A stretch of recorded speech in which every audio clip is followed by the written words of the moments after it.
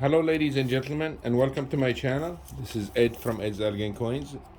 We we come back to you with another video this week, sharing with you just what's been transpiring in the market as far as the trend, where the metals are, where we think they might be hitting, discussing commerce as usual, what we're seeing out there, opening a couple more packages with you, show you a range of the product that we cover.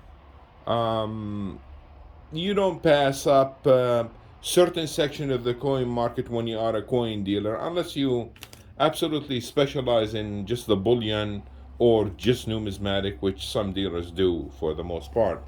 We do cover a wide range, anywhere from basically jewelry to coins to paper money to world numismatics, old coins, new coins, a variety of things, and bullion trading, of course.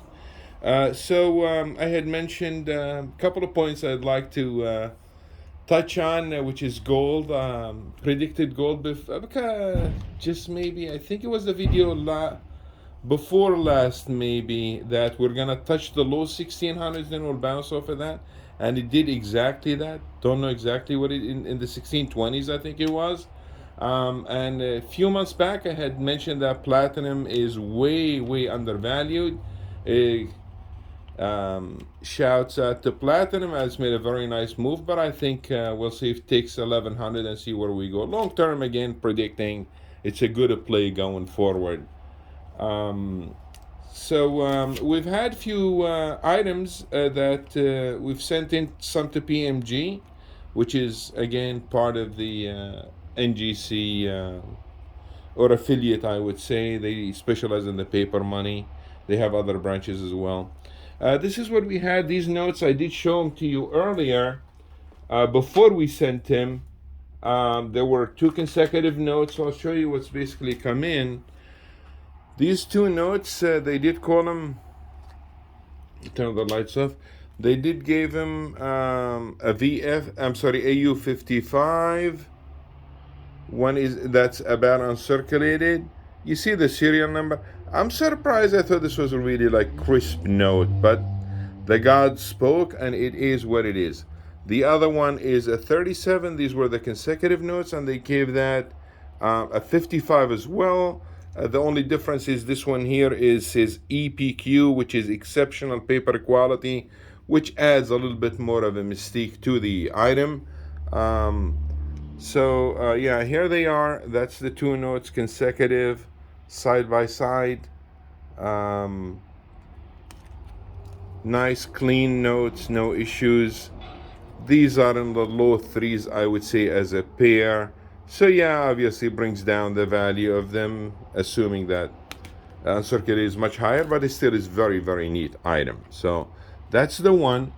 I'm not sure if I covered this one or not. It's $1,000 bill that somehow it had the rusted clip. It had the clip, the paper clip on it, and it rusted. So they did give it a VF30, noting that they netted it, so it was actually a higher grade. But they felt like, let's beat it down on it because it's got the little issue of the rust. As you could trace the money clip, that's basically what that is. This is in the low threes as well, 32, 3300, something like that. This one here would have been a very, it's a disappointment. This would have been a very big note. I'm talking about in the $15,000 range.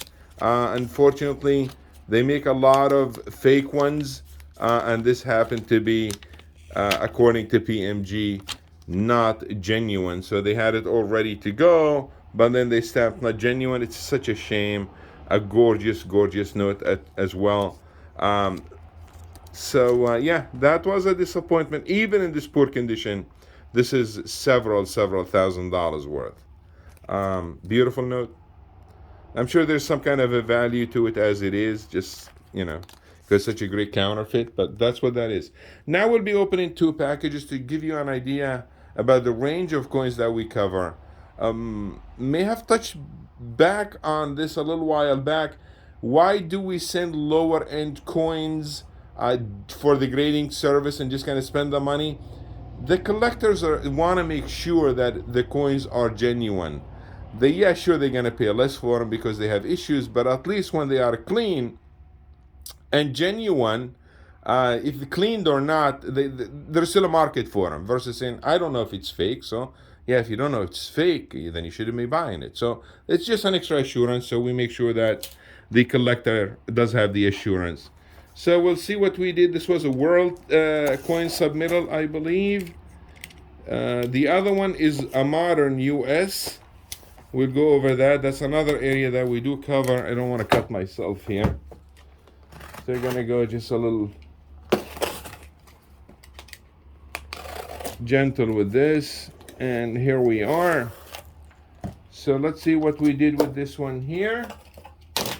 It looks like we've had 2, 4, 6, 7, 8, and we got 2 coins in a body bag, they're called. So here they are. Okay, we'll start with the good coins. This one here is Jamaican Unity. It had to be graded because in higher grade it does fetching good money. If I'm not mistaken, this was several $100s last I checked. So it's worth spending the money on to just get it in the holder versus just in the box. Then it may be $50, $60 worth. This one here is, I do have to do some homework on that. This is Cuban peso. You cannot sell this stuff on eBay because eBay policy, but there's a market for this stuff here. I would tend to say this is probably another few $100s worth. This was just the lower line. Nice, pretty designs. Cuba actually makes cool stuff too. This is from 1938, so we're talking about, just pre-World War II. We have another 8 real. We ended up getting a whole bunch of these. What did this one called? This is called AU Details. Again, there is a market. It won't be fetching much money, maybe in the $100 range. This is another one. AU Details cleaned. Yes. This is a scarcer one. This is a zloty. I haven't done really the homework as far as the pricing goes, or I may have done it a couple of months before I send these coins in, but I would tend to think this is in the $600 to $700 range. The Polish coins back from the 1830s are very popular. I think Poland was occupied by Russia back at the time. They gave this one here an MS-62. This is another better coins in there. This is either they called it 1.5 ruble or 10 zloty. Zlotic, again, this is Polish coin. This is from 1836. Reason you would want it in a holder, you want to make sure it's genuine. Very pretty coin. I tend to say this is, again, several $100 with that doing much homework. This is 1868 Papal States, Ankh Details.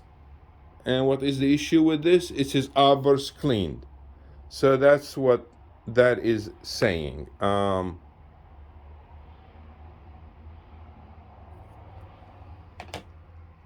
This was a good one.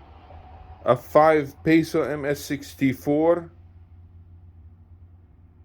I'm not as well versed on the prices without really doing some homework on them. Nice gold. This is from 1916 Cuba. MS-64. That's a very nice grade for that one here. This should fetch in some money. I would say probably in the maybe $1,100 to $1,500 range.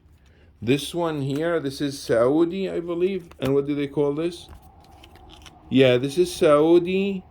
Not encapsulated, not genuine. Such a great strike. They made a lot of these. The coin looks phenomenal, but it just shows you how good these counterfeiters are. Now this one here, had you sold it as is to a gentleman for 1,500, and he's got $400 worth of gold, obviously would make good on it, but somebody'd be in a world of hurt. So we'd rather take the brunt and send it for a grading, pay the fees, and just make sure we don't hurt anybody with that. This is another one. This 1832. Difference between this and the previous one. This is 5 zloty. I'll let you enjoy the view, then I'll tell you what they said. This is 1832. We had another one, 1831, that got encapsulated. So what they're claiming on this one here, altered surfaces. That means somebody messed with the surface to kind of reshape it to make look a little bit cleaner, per se. Could have been such as filing a graffiti of some sort. I haven't really examined it much because I just opened the package, as you can tell. There's still market for this, but obviously the value is not as good as genuine. That is the first package. That is World Coins. Now, this next package is Modern US. I started the business actually in the beginning with paper money, but most of my business was in the modern. Now I've slowed down a little bit because they make too many products, the US Mint, and honestly I have a hard time keeping up with it. So let's get rid of this box here.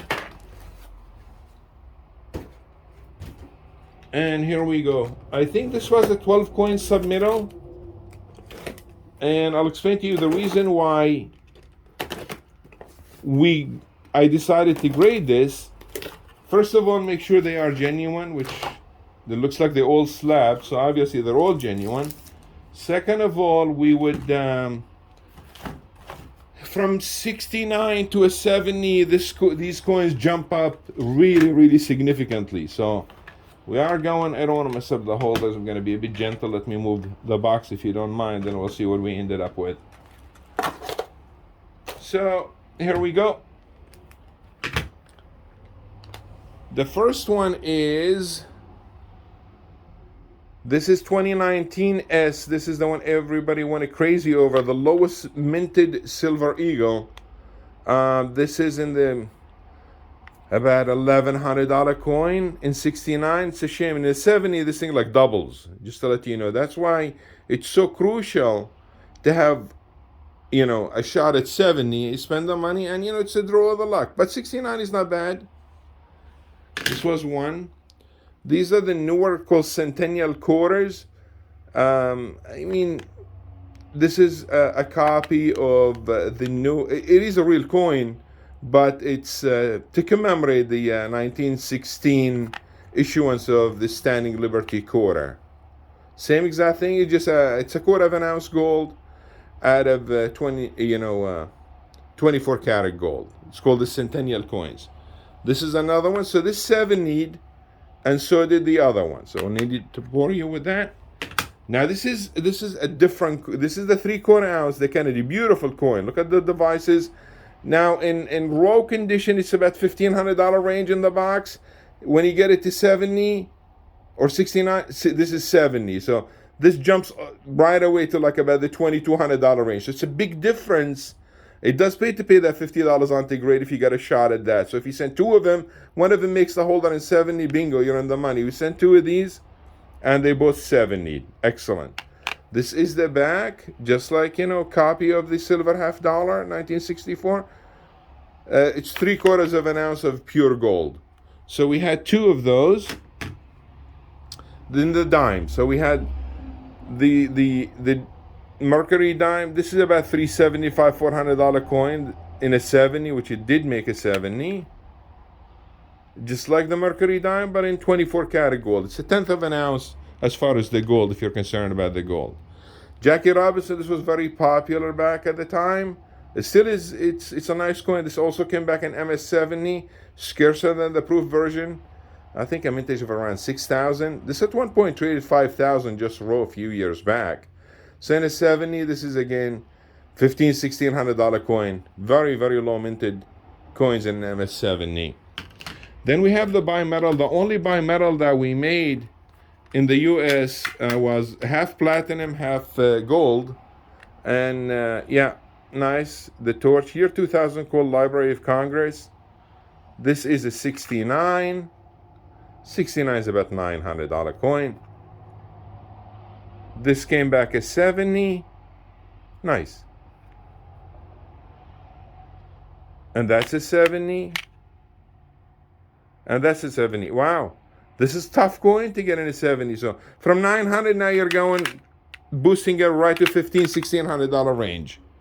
Big difference. Now this is a high relief, same thing. What is this here? This is a $20. This is a copy of the, St. Gordon. Again, in a 69 is probably a $2,000 coin, give or take. In a 70, you jump another $500 to $2,500 range. Beautiful, just a copy of the St. Gordon. Yeah.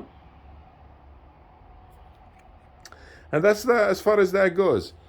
As far as the holiday trading, I touched base back on it in the previous video, and mentioned that look for softness. The prices are premiums, I should say, are coming just slightly down on the Eagles. Nothing else really. Scarcity still is for the gold Eagles and the gold Buffaloes and the gold Maples as far as that goes. Britannias and the gold Pandas also fairly scarcer. I'm noticing even the Krugerrands kind of drying up a little bit. Kangaroos, okay, back in production. You could get some bars, not a problem. As far as the Silver Eagles still like the king of the hill, extremely scarce. I should say they fetch in tremendous amount of money, 142 retail and loose quantities. Silver Maples, second beast, right behind it in the low 30s trading. Genetic stuff is $28. So the premiums are a little north of $67 on, or I should say $5 to $6 on the genetic. We're paying, I mean, if we're lucky to get it, it's north of $4, and we have to order blocks. So, yeah, no, the stuff is still very strong, which is telling you that the paper price is really way too depressed and just kind of BS, if you were to ask me. So yeah, look for spots, and I mentioned closer to the Black Friday, that would be your bargaining hunting. Start timing it, watch it as hopefully drifts lower. It's been doing it, watched on the charts a little bit for the past 5-10 years. It seems to be doing similar patterns. So if it continues that, which I would suspect it would, that would be your chance to kind of get in and hopefully add a little more to your collection. And if you buy it and you paid a little more, then you should be happy, because all the stuff that you already own, you're basically making money on it. So yeah, don't be bashful, don't be intimidated, stick to the program. They're gonna try to shake you and make you hate it. When you hate it, that's when you buy it. When you love it, you should take a little bit of profit. That's normally the trend. Yeah, we're getting closer again. I wanted to mention I really appreciate you all for sticking with me for the time that I've been out. Hopefully I'd be back, except for the period of the December 20th through the 3rd, as I'll be traveling overseas to Europe, go and see Germany and France. But yeah, I appreciate all your support and hanging in there. We do have the prizes coming, 3 giveaways, I should say. As soon as we hit 5 subscribers, the link will be down below. And I'm hoping to make some more videos, try to be a little more frequent out now that I'm feeling better. And everything is wonderful. So goodbye, my friends, and hope to see you in the next video. I'm out.